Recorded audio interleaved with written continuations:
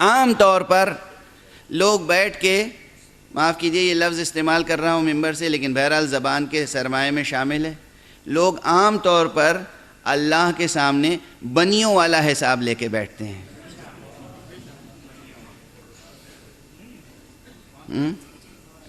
یہ چھوٹا گناہ ہے، یہ بڑا گناہ ہے، یہ چھوٹا عمل ہے، وہ بڑا عمل ہے، مولانا صاحب اس عمل کا ثواب کتنا ہے، مولانا صاحب اس گناہ کا عذاب کتنا ہے۔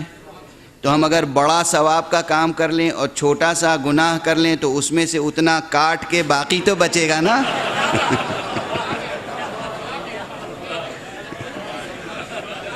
اس حساب کو بنیوں ہی والا حساب تو کہتے ہیں۔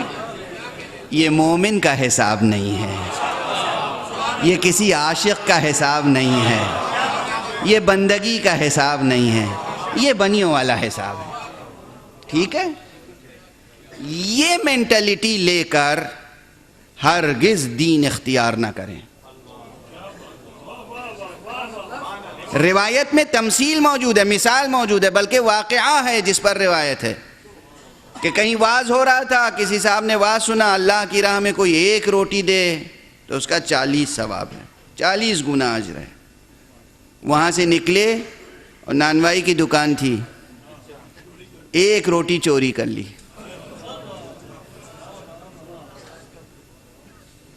اور اس کے 4 ٹکڑے کیے اور 4 فقیر بھوکے بیٹھے تھے ان کو دے دیا، اور پیچھے پیچھے جو ان کا ساتھی جا رہا تھا وہ دیکھ رہا تھا کہ ابھی واز سن کے نکلے، ابھی جناب نے چوری کی، چوری کے بعد یہ خیرات فرمائی، جا کے پکڑا، بھئی یہ کیا حرکت ہے؟ کہا اچھا تم دیکھ رہے تھے؟ تو دیکھ رہے تھے تو بندے خدا سمجھ جانا چاہیے تھا، ابھی واز سنا تم کچھ سمجھے؟ تمہاری سمجھ میں نہیں ہے، ہم نے ایک روٹی چرائی، ایک گناہ۔